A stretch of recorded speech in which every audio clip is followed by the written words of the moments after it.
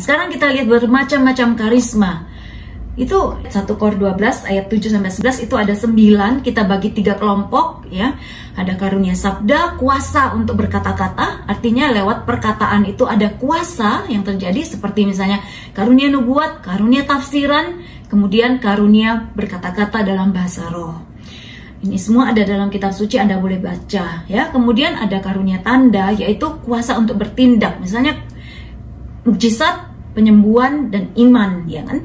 Jadi kalau orang ada diberikan oleh Tuhan karunia iman, di sini beda dengan kebajikan teologal yang iman, harapan, kasih ya. Iman, harapan, dan kasih itu kan sifatnya suatu yang tetap. Tapi kalau karunia iman yang di sini, yang di dalam karisma untuk melayani, ini adalah dorongan sesaat untuk kita bertindak.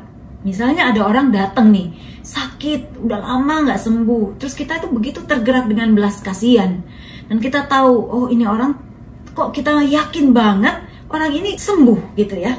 Nggak sembuh, dan kita berdoa dengan penuh iman, terjadilah mukjizat. Biasanya iman itu akan mendahului mukjizat. Jadi ini dorongan sesaat, kita itu yakin banget gitu. Nah itu karunia iman, seperti itu ya. Sekali lagi Anda jangan pikir, oh masa bisa saya begitu ya. Nggak usah mikirin diri kita, tapi Tuhan yang begitu besar, Dia bisa melakukan apapun di dalam diri kita kalau Dia mau. Yang penting kita terbuka, kita membuka diri, itu aja ya. Sambil terus mencoba untuk berbuat lebih baik, menguduskan diri. Kalaupun kita masih ada kelemahan, jangan menutup dan membatasi Roh Kudus ya. Jangan pikir, saya nggak mungkin dipakai Tuhan. Jangan membatasi Tuhan, itu kita berarti mendahului Tuhan ya. Tuhan lebih tahu di mana Dia mau menempatkan kita, apa yang Dia mau kita lakukan. Tuhan lebih tahu. Yang penting kita rendah hati, terbuka. Tuhan, terjadilah kehendak-Mu, apa yang Kau mau. Tapi kita perlu merindukan juga supaya ketika kita diberi karunia itu, kita mau melakukan ya. Kalau kita nggak merindukan, kita nggak pernah mikirin mau melayani Tuhan, ya Tuhan ngasih pun kita nggak ngamper, nggak nyambung ya. Ada orang sakit, lewat aja, jangan ke saya, ke Romo aja gitu ya, misalnya gitu. Karena kita menganggap, nggak mungkin Tuhan kasih saya. Nah itu berarti kan nggak mungkin juga Tuhan bekerja, karena kita nggak mau melangkah, kita nggak mau bertindak. Nah iman itu kan juga suatu tindakan. Kalau kita cuma ngomong doang, ya kita nggak pernah bertindak, mana bisa terjadi suatu mukjizat begitu. Nah seringkali kita kan berpikir, saya imannya terlalu kecil. Ya memang Tuhan hanya minta kan iman sebesar biji sesawi. Dia nggak minta iman sebesar gunung untuk memindahkan biji sesawi. Tapi Dia minta iman sebesar biji sesawi. Artinya apa? Iman yang menurut kita, menurut perasaan kita itu begitu kecil. Nah itu aja yang Tuhan mau. Tapi lakukan, kita bertindak. Sehingga kita bisa memindahkan gunung, ya penyakit, ya persoalan, masalah, dan seterusnya. Jadi itulah, jangan menunggu iman kita terasa besar ya. Jangan ukur pakai perasaan iman itu, tapi kita bertindak. Semakin sering kita mempraktekkan, semakin besar nanti iman kita, gitu ya. Tapi kalau kita nggak pernah melangkah, kita nggak pernah mempraktekkan, karena kita malu kalau nggak terjadi apa-apa, misalnya ya. Ada orang datang pada kita, saya minta tolong anak saya udah demam 10 hari. Kalau kita berani mendoakan, mungkin lain kali ada orang sakit, lumpuh. Kalau kita menyiapkan hati kita, kita minta sama Tuhan, Tuhan aku begitu rindu untuk bisa mendoakan orang yang lumpuh berjalan. Kita doa terus, kita minta. Kira-kira Tuhan berkenan enggak ngasih? Ya kalau kita begitu merindukan dan begitu banyak orang memerlukan, Tuhan bisa dan mau saja pasti memberi ya. Minta, kata Tuhan. Mungkin selama ini kita belum pernah minta ya. Nah ketika ada orang datang yang sungguh-sungguh di kursi roda minta didoakan, wah kita tahu ini jawaban doa kita. Sehingga kita nggak takut, kita nggak malah menolak, jangan saya. Tapi, ini jawaban doa saya. Ya semakin besar visi kita untuk mana Tuhan mau pakai, maka semakin besar juga harapan kita, semakin besar doa kita. Semakin besar doa kita, semakin besar harapan kita, maka semakin besar juga jawaban Tuhan untuk hidup kita, untuk pelayanan kita. Toh kita nggak minta untuk diri kita kan? Kita nggak minta supaya kita dianggap hebat kan, tidak. Tapi sungguh-sungguh karena kita mau menolong orang lain. Itulah iman, bertindak ya. Jadi saya selalu berpikir, iya ya, saya mungkin bisa malu nih kalau saya doa, saya namanya udah, saya itu misalnya saya pelayanan, saya katekis, saya juga misalnya di komisi, dan lain sebagainya. Tapi kemudian ketika saya doa, kalau nggak terjadi apa-apa gimana? Nanti malu. Nah, kalau kita terlalu mengukur pada reputasi diri sendiri, maka mungkin kita nggak akan pernah bertindak. Tapi kalau kita bertindak berdasarkan kasih, maka kasih itu berani berkorban, ya, berani mengambil resiko untuk kebaikan orang lain. Jadi bertindak di atas dasar iman yang terasa kecil, yang besar apa khawatirnya pasti yang besar. Tapi bertindaklah, ya. Baik, itu kuasa untuk bertindak. Sedangkan yang bagian ketiga itu karunia kebijaksanaan, yaitu kuasa untuk mengetahui. Jadi misalnya ada orang datang nih, wah saya sakit perut, udah lama sekali, udah minum obat, udah ke dokter nggak sembuh-sembuh. Lalu ya sudah, mari kita doa sama-sama, gitu kan? Nah, kita sebagai orang Katolik, kita udah diberi Roh Kudus ketika kita dibaptis, ya. Dan Tuhan bilang, ketika Roh Kudus turun atas kamu, kamu akan menerima kuasa. Tuhan kan bilang begitu kepada para murid, dan kita juga saat ini, kita murid Kristus. Lalu kita berdoa, kita numpangin tangan, kita membayangkan kasih Yesus mengalir dalam diri orang itu, ya. Tapi kalau mungkin laki dengan perempuan nggak usah ditumpangin tangan, ya. Tapi kalau perempuan sama perempuan, laki sama laki boleh, ya. Lalu kita berdoa. Kemudian kita mengerti sesuatu. Oh, ibu ini sakitnya, katanya sakitnya perut gitu. Udah lama nggak sembuh-sembuh. Tapi Tuhan menyatakan sesuatu yang berbeda. Kesedihan yang mendalam sekali di ibu ini, atau mungkin Tuhan memberikan suatu pernyataan dalam kita yang mendoakan. Waktu dia kecil, atau sesuatu yang kayaknya tampaknya nggak ada hubungannya sama perut gitu, ya. Keluhannya ibu ini kan sakit perut gitu. Tapi tampaknya yang kita pahami dalam doa, ada sesuatu yang berbeda. Nah, kita bisa mendoakan dan kita minta lagi sama Tuhan. Tuhan, nyatakanlah apa yang menjadi akar masalah dari ibu ini. Bisa jadi ibu ini keluhannya fisik, tapi sebenarnya dia itu psikis. Itu yang kita sebut psikosomatis kan. Orang keluhannya kulitnya gatal semua, sering pusing, mahnya kambuh. Kalau stres, ya. Kalau stres misalnya. Nah, itu berarti kan psikosomatis. Berarti yang kita perlu doakan bukan sakit perutnya kan. Kalau kita hanya doakan gejalanya, nanti sakit perut lagi dia. Tapi ketika Tuhan memberikan kita pengertian, doakan misalnya, ada misalnya kita mengerti suatu kebencian. Nah, bagaimana kita ngerti? Ya kita ngerti gitu aja, ya kan? Jadi Anda nggak usah mikir susah-susah gimana ya caranya. Praktekin aja. Nanti kalau Tuhan bisa memberikan suatu pengertian, tiba-tiba kita paham sesuatu, kebencian misalnya, kita ngerti dalam hati kita, oh mungkin ibu ini menyimpan kebencian gitu. Ada satu kisah seorang yang sudah kanker stadium 4 divonis tinggal 6 bulan hidupnya. Lalu dia ngomong, dia ikut retret, dia pikir dia menyiapkan dan dirinya sudah hampir mati. Nah, akhirnya ketika dia ngobrol dengan suster itu, kebetulan suster dia bilang, dia ngaku dia punya luka yang begitu besar terhadap ayahnya, dia nggak bisa ngampuni gitu. Akhirnya suster itu bilang, udah sekarang kamu perbaiki relasimu, ampuni, dan kamu juga diampuni, minta ampun sama ayahmu. Ya sudah, si orang ini pikir dia juga hidupnya tinggal 6 bulan, dia harus beresin kan masalah dia, relasi dia. Dia datang kepada ayahnya, ada rekonsiliasi, diampuni dan mengampuni. Ternyata dia sembuh, nggak jadi mati. Ya, jadi banyak masalah penyakit itu karena psikosomatis. Nah, kalau kita nggak dibantu oleh Tuhan lewat karunia-karunia sabda pengetahuan dan sabda kebijaksanaan, mungkin kita akan doakan dia ya udah begitu aja, tetapi mungkin tidak sampai akarnya. Nah, jadi kita minta sama Tuhan tuh ketika kita melayani Tuhan, nyatakan apa yang ibu ini perlukan. Nah, sehingga kita bisa doanya itu tepat gitu, sesuai dengan yang dibutuhkan oleh orang ini. Nah, doa yang tepat sasaran, efektif menyembuhkan dari akar. Nah, itu kita terima semua lewat karunia-karunia ini, sabda pengetahuan. Jadi Anda nggak usah bingung ya, aduh aku belum belajar semuanya, nggak usah bingung. Walaupun kita nggak paham semua secara detail, tapi kalau kita tahu bahwa Tuhan itu bisa memberikan kita berbagai macam karunia untuk menolong kita melayani, sehingga pelayanan kita itu efektif, maka kita terbuka kan? Nah, Tuhan bisa bekerja lewat kita gitu. Demikian juga kalau Anda disuruh bawa renungan, apa ya Tuhan yang saya harus ngomong gitu. Kita siapin aja sesuai dengan Injilnya hari itu. Kita siapin sesuai dengan yang terbaik yang kita bisa. Baca buku tafsiran dan seterusnya. Dan pada waktu kita mau berikan renungan, kita kan berdoa ya. Karena kan ini soal sabda Tuhan, tidak mungkin kita maju dengan kehebatan kita. Kita nggak akan ada gunanya kalau kita maju ke orang bilang kita udah pandai. Nggak ada. Kita nggak akan mungkin pandai dalam hal Tuhan. Kita selalu memerlukan hikmat Tuhan. Nah, lalu Tuhan tiba-tiba waktu kita ngomong memberikan satu contoh yang tiba-tiba kita ingat begitu aja, kita sampaikan. Kita mengalir bersama Roh Kudus ya. Ternyata contoh itu pas banget tuh dengan situasi beberapa orang yang mendengarkan renungan kita. Nah, itu kita sedang memberikan renungan dengan dibantu oleh karunia-karunia ini gitu.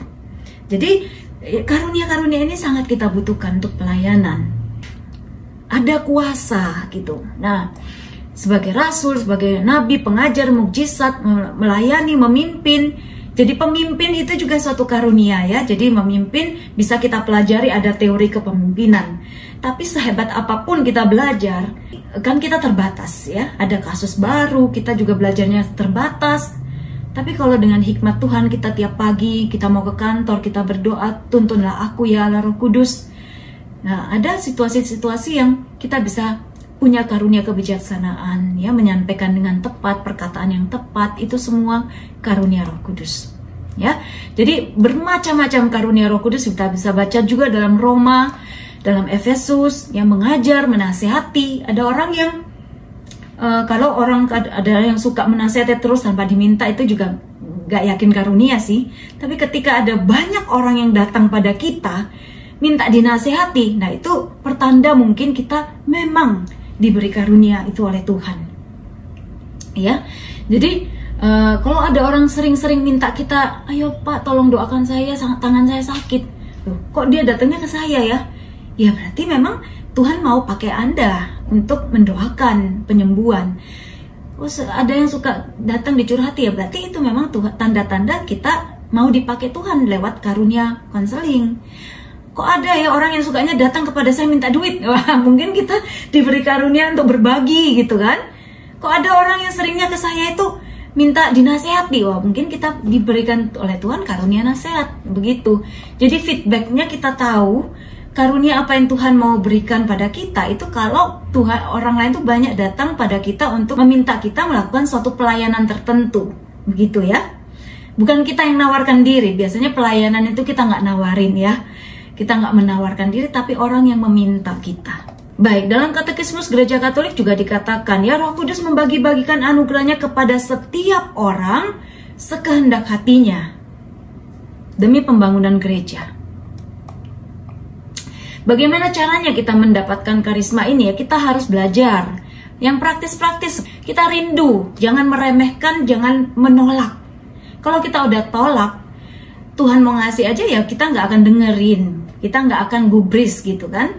Dan kita mungkin punya kecurigaan, wah apa tuh bahasa roh? Padahal bahasa roh itu adalah suatu doa ya. Jadi kita mungkin kadang-kadang kehabisan kata-kata. Kita diminta oleh Paulus untuk berdoa senantiasa. Nah, berdoa senantiasa itu bisa doa batin kan, Yesus, Yesus dalam hati terus nyebut Yesus. Ada juga orang yang mendoakan orang itu karena nggak ngerti harus doaan apa, ya bahasa roh dalam hati ya. Kemudian mohon ya, jadi kalau memang nanti doa penutup kita juga mohon, biarlah Tuhan melengkapi kita dengan karisma di dalam pelayanan kita. Kemudian kita melangkah dalam iman, yaitu tadi, kalau ada orang yang butuh pertolongan, ya udah kita doakan gitu. Itu namanya melangkah dalam iman, bertindak tanpa ragu-ragu. Ya mungkin kita khawatir ya. Saya pun seperti mengajar malam ini bukan dengan percaya diri loh ya. Saya hanya mohon Tuhan tolong saya gitu. Dan mau dievaluasi, ini penting ya. Jadi artinya Roh Kudus itu juga memberikan lebih banyak kepada orang yang rendah hati. Karena apa? Seperti tempat yang rendah itu juga banyak diairi oleh air. Air itu selalu mengalir ke tempat yang rendah. Dan kenapa Tuhan mempercayakan banyak kepada orang yang mau dievaluasi dan yang rendah hati? Karena itu tidak membahayakan dia jatuh dalam kesombongan, ya. Karena karisma seperti ini kan berpotensi membuat kita merasa hebat. Nah, kalau orang sudah merasa hebat, kan kasihan. Dia nanti nolong orang, jiwanya sendiri nggak selamat. Itu yang Tuhan bilang, aku nggak kenal kamu, enyahlah engkau, hai si pembuat kejahatan. Kan Tuhan ngomong gitu di Matius. Padahal dia sudah bangga, bisa ngusir setan, bisa nubuat, dan seterusnya. Ya. Nah, cara bertumbuh, ya kita tetap berdoa, belajar, menggunakan secara sehat dan benar. Kemudian men-sharingkan pengalaman kita, mau dievaluasi oleh teman-teman yang juga sama-sama melayani. Dan terbuka taat pada bimbingan Roh Kudus. Nah, bahayanya itu tadi saya katakan, kita bisa sombong, kita merasa diri ahli, nggak mau lagi ditegur. Wong aku udah pelayanan ini loh 20 tahun, terus ngerti caranya. Kita nggak akan pernah menjadi ahli dalam hal Tuhan. Kita begitu kecil, kita hanyalah setetes air di tengah samudra, ya kan? Kita hanyalah sebutir pasir di tepi laut, di tepi pantai gitu. Dan ada juga kebahayanya kita rakus. Enak ya. Saya kalau doain orang itu pulang itu matanya seneng sekali. Lama-lama kita cari itunya. Kita pengen puas gitu. Nah, itu boleh lah 1 menit, 2 menit, 5 menit boleh ya. Seneng, cepet-cepet bersyukur pada Tuhan. Terima kasih Tuhan, orang ini tertolong karena aku lewat pelayananku. Kita cepat-cepat bersyukur, kembalikan semua sama Tuhan, habis sudah kita lupain ya. Itu bukan punya kita lagi gitu. Itu kan Tuhan yang melakukannya dalam diri kita. Seperti itu, karismania. Pengennya tuh cari karisma terus, cari kesaktian lah dalam tanda kutip. Ini juga bahaya, ekses. Ini nggak boleh terjadi seperti itu. Dan menganggap karisma itu tanda kesucian. Kalau saya sudah hebat doanya, saya bisa ngusir setan, saya bisa nyembuhin, saya bisa doain orang, saya bisa nubuat, lalu saya kudus. Itu bukan ya. Kita tadi udah belajar kan bahwa karisma bukan tanda kekudusan. Tanda kekudusan adalah buah Roh Kudus dalam Galatia 5, 22-23 itu. Ada kasih enggak? Ada pengendalian diri enggak? Kemurahan hati, ya, kelemah lembutan. Lalu mengabaikan pertimbangan budi yang sehat. Kalau saya mendoakan, kamu harus percaya sama saya. Ya, kalau orang sakit, harus doa tok. Minum air dari saya aja gitu, obat semua lepas. Wah, itu bahaya sekali gitu ya. Itu artinya sudah mengabaikan pertimbangan budi yang sehat. Nah, ini bahaya. Tanda penggunaan karisma yang otentik itu mengantar orang lain tuh pada Tuhan. Jadi kalau kita sudah melayani, orang itu kita kenalkan pada Yesus gitu. Jangan kita pegang terus. Ya nanti kasih kabar saya ya, bagaimana perkembangannya besok. Tahu-tahu 1 minggu dia udah sehat, dia nggak ngabarin kita jadi jangget gitu, kita jadi tersinggung. Gimana dia udah mentang-mentang udah sembuh, terus sekarang saya nggak dikontak lagi. Ya nggak apa-apa ya, syukurlah. Anda nggak terikat dengan dia nggak terikat dengan kita gitu kan. Tapi yang penting kita antar dia untuk bisa berdoa sendiri. Kita makin bertumbuh dalam buah roh. Ini tandanya bahwa kita melayani dengan otentik ya. Dari pengalaman ini juga membuat kita itu tidak terbeban gitu. Jadi ada orang yang bilang, aku ini ya punya karunia untuk melihat roh halus misalnya. Tapi kita ketakutan luar biasa ya. Itu berarti kita minta sama Tuhan untuk dilepaskan. Berarti kan bukan dari Tuhan, karena kita sendiri takut gitu. Membawa persatuan, perdamaian, bukan menimbulkan perpecahan ya. Baik, nah ini yang tadi saya katakan, jangan sampai kita melekat pada karunia-karunia ini. Jangan kita kejar. Walaupun Paulus bilang kejarlah karunia untuk nubuat ya. Nah, tapi dia bilang kasih, tanpa kasih nggak ada gunanya. Pengalaman spiritual ini tuh enak, seneng kan. Kadang-kadang kita doa, bisa nangis, bisa doa, bisa mendapatkan suatu pengertian ya. Kadang-kadang mungkin di dalam doa melihat misalnya gambaran Yesus dan lain sebagainya. Nah, itu semua kalau membawa kita semakin dekat sama Tuhan, nggak apa-apa, kita bersyukur ya. Tapi ketika kita berdoa lagi, kita jangan cari pengalamannya itu, tapi cari Tuhannya. Kadang-kadang nggak ada pengalaman apa-apa, kadang-kadang doa rasanya kering, itu ya nggak apa-apa. Yang penting kita setia berdoa. Nah, itu biasanya Tuhan itu ngelatih kita. Kalau saya nggak kasih kamu pengalaman rohani yang indah, yang nikmat dalam doa, kamu masih mau berdoa nggak? Kalau tetap masih mau berdoa, berarti kita kan lebih murni gitu loh. Kita bukan berdoa kalau seneng. Tapi kalau nggak rasa apa-apa, kita nggak mau berdoa. Berarti kan kita nggak cari Tuhan, tapi kita cari pengalaman rohaninya. Padahal pengalaman rohani itu kan tidak identik dengan Tuhan gitu. Jadi untuk kita bisa sampai pada Tuhan, kita harus lepas tuh segala macam keterikatan. Jadi keterikatan itu bukan hanya pada uang, bukan hanya pada kekuasaan, bukan hanya pada hobi, bukan hanya pada harta, bukan hanya pada makan enak, bukan hanya pada status sosial, bukan hanya pada jabatan, tetapi juga kita harus hati-hati pada kelekatan pengalaman rohani, ya, pengalaman spiritual yang hebat-hebat. Wah, kalau khotbahnya nggak enak, saya nggak pengen. Nah, itu juga misalnya di Ekaristi, itu kan di misa, kita nggak cari itunya, tapi kita dengan iman kita percaya Yesus hadir, ya, di dalam sabda Tuhan, dalam homili, di dalam Ekaristi. Nah, itu iman. Jadi kita yang paling aman untuk datang kepada Tuhan itu adalah iman. Oke? Iman itu kadang-kadang gelap, kita nggak lihat apa-apa.